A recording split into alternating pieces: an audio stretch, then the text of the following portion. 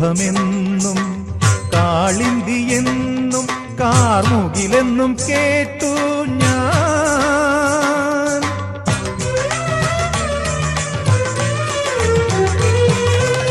കൗസ്തുഭമെന്നും കാളിന്തിയെന്നും കാർമുകിലെന്നും കേട്ടു ഞാൻ.